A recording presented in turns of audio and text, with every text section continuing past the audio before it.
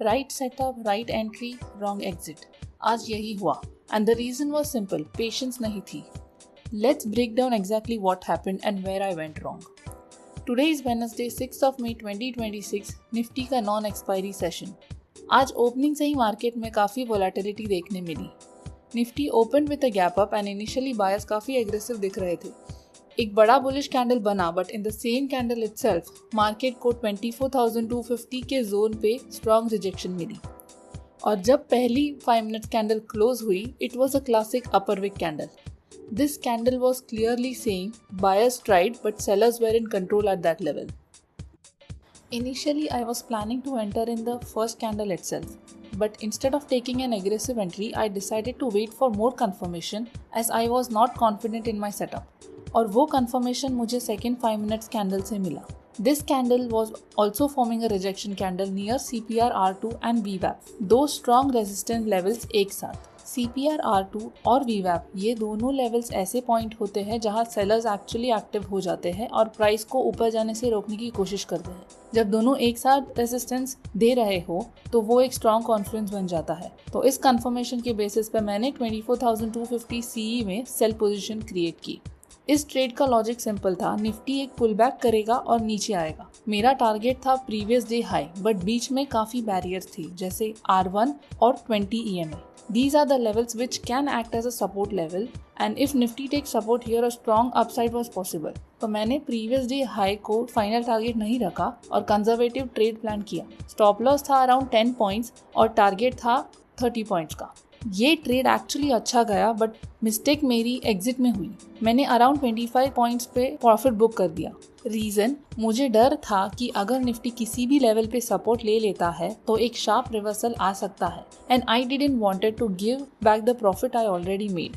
But बाद में Nifty actually 20 EMA तक गिरता रहा, मतलब मेरा इनिशियल 30 पॉइंट्स टारगेट भी एवेंचुअली हिट हो गया और निफ्टी 20 EMA पे सपोर्ट लेने के बाद निफ्टी ने एक स्ट्रॉन्ग बुलिश कैंडल बनाया, एग्जैक्टली वो रिवर्सल जिसका मुझे डर था। सो द आयरनी इज, जो चीज़ मुझे डरा रही थी वो सही थी but I exited too early to even benefit from the original plan. Overall इस ट्रेड में अराउंड 5,300 का प्रॉफिट हुआ और मेरी PEH भी पोजीशन चालू थी तो उसमें भी कुछ प्रॉफिट मिला। Good trade overall but execution और बेटर हो सकता था। दूसरे ट्रेड के लिए मैंने एक कम्प्लीटली अलग अप्रोच ली। मैंने लॉन्ग स्ट्रैंगल स्ट्रैटेजी ली। ये स्ट्रैटेजी क्या होती है? इसमें हम एक साथ एक कॉल और एक पुट दोनों बाय करते हैं। हम तब प्रॉफिट करते हैं जब मार्केट किसी भी डायरेक्शन में शार्पली मूव करे। ऊपर जाए तो कॉल से प्रॉफिट, नीचे जाए तो पुट से प्रॉफिट। द कैच हियर, अगर मार्केट फ्लैट रहे तो दोनों ऑप्शंस की वैल्यू स्लोली घटने लगती है, इसको कहते हैं थीटा डीके। इस ट्रेड में मैंने 24,150 कॉल और 24,050 पुट बाय की। इस ट्रेड का रीज़न ये था कि मुझे एक ब्रेकआउट की एक्सपेक्टेशन थी बट डायरेक्शन क्लियर नहीं था। Generally these strategies work well on an event days and considering the ongoing US-Iran situation, almost every day currently feels like an event. Additionally, since today was 5 DTE in Nifty, I wasn't expecting very aggressive theta decay. 2 lots में entry ली, margin around 45,000, max loss around 600 and profit target मैंने रखा 1,500 का। But entry के बाद market काफ़ी flat हो गई, एक टाइट रेंज में घूमने लगी एंड नेचुरली दोनों ऑप्शंस की वैल्यू थोड़ी गिरने लगी, तो my trade was in loss. फिर near previous day high and 200 EMA market ने एक ब्रेकडाउन अटेम्प्ट किया बट वो कैंडल थोड़ा फेक ब्रेकडाउन जैसे लग रहा था और मार्केट 200 EMA पे सपोर्ट लेने की कोशिश कर रहा था। तो out of fear of losing the small profit I had made, मैंने ट्रेड में एग्जिट कर ली अराउंड 200 प्रॉफिट। और यही गलती थी क्योंकि वेरी नेक्स्ट कैंडल ने एक्चुअल ब्रेकडाउन कंफर्म कर दिया। अगर मैंने थोड़ा और वेट किया होता, ये ट्रेड ईजिली 2,000 प्रॉफिट दे सकता था। और सिर्फ यही नहीं, 1 PM के बाद मार्केट ने एक अपसाइड मूव दिया बहुत बड़ा, मोस्टली न्यूज़ बेस्ड मूव था और उस मूव में भी स्ट्रैटेजी से पोटेंशियली अराउंड 13,000 का एडिशनल प्रॉफिट हो सकता था। So the strategy was right, market ने एग्जैक्टली वही किया जो मैं सोच रही थी। तो ओवरऑल आज के दिन मैंने अराउंड 5,500 का प्रॉफिट बुक किया and with this it's now a 3-day profit streak. But honestly speaking मेरा फोकस अभी सिर्फ प्रॉफिट पे नहीं है, क्योंकि 2-3 दिन प्रॉफिटेबल होना अलग बात है।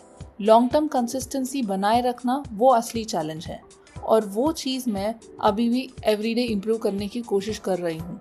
आज का सबसे बड़ा लेसन था पेशेंस। दोनों ट्रेड्स में सेटअप अच्छे थे, मार्केट रीडिंग सही थी, एंट्री भी प्लान्ड थी, बट एग्जिट प्लान्ड वे में नहीं हुए। दोनों ट्रेड्स में एक ही चीज़ कॉमन थी, रिवर्सल का फियर, और जो प्रॉफिट बना था वो खोने का डर।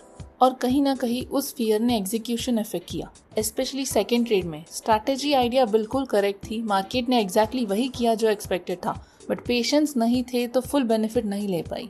एक चीज़ जो अच्छी रही, आज मैंने एंट्रीज में पेशेंस दिखाया। पहली कैंडल में एग्रेसिव एंट्री लेने की जगह मैंने कंफर्मेशन का वेट किया। Compare to my earlier trades, आज की एंट्रीज काफ़ी ज़्यादा कंट्रोल्ड और प्लान्ड थी। तो इम्प्रूवमेंट्स चाहिए डेफिनेटली, बट सीखने को भी काफ़ी मिला आज। अब देखना ये है क्या मैं ये प्रॉफिट स्ट्रीक आगे भी कंटिन्यू कर पाऊंगी, और क्या एग्जिट्स में भी उतनी ही डिसिप्लिन आ पाएगी जितनी एंट्रीज में आ रही है।